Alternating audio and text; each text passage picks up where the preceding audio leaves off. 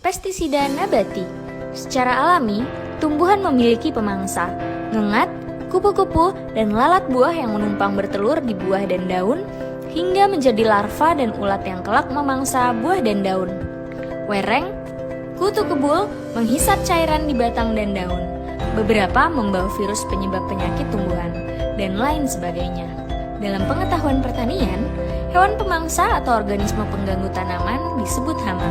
Secara alami juga, tumbuh-tumbuhan memiliki kemampuan bertahan hidup dari serangan pemangsa.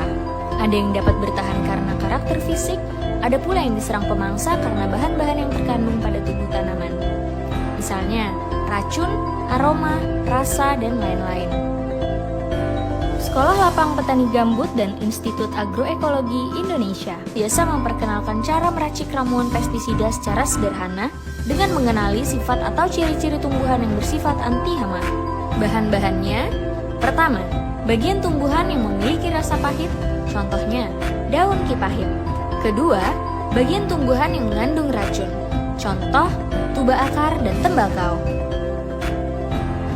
Ketiga, bagian tumbuhan yang dapat menimbulkan rasa gatal, contoh umbi gadung. Keempat, bagian tumbuhan yang memiliki aroma menyengat, contoh bawang putih. Kelima, bagian tumbuhan yang menimbulkan rasa pedas atau panas, contoh lengkuas. Cara pembuatan. Pertama, masing-masing kelompok tumbuhan bisa tunggal dan bisa dicampur, diperkecil ukurannya dengan cara diiris, dicincang, tumbuk, atau menggunakan blender. Kedua, siapkan masing-masing kelompok satu bagian, misalkan satu mangkok tanaman pahit, satu mangkok tanaman beracun, dan seterusnya. Ketiga, rendam semua bahan dengan air, bisa per kelompok atau dicampur.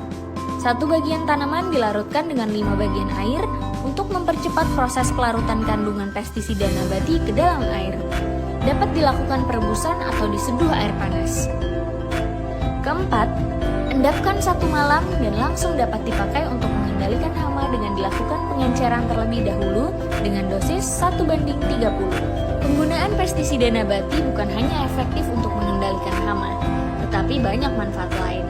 Pertama, aman bagi kesehatan manusia, tidak mengganggu lingkungan, mudah dibuat sendiri dari bahan yang ada di sekitar, tanpa biaya, dan memandirikan petani atau memutus ketergantungan petani pada asupan luar.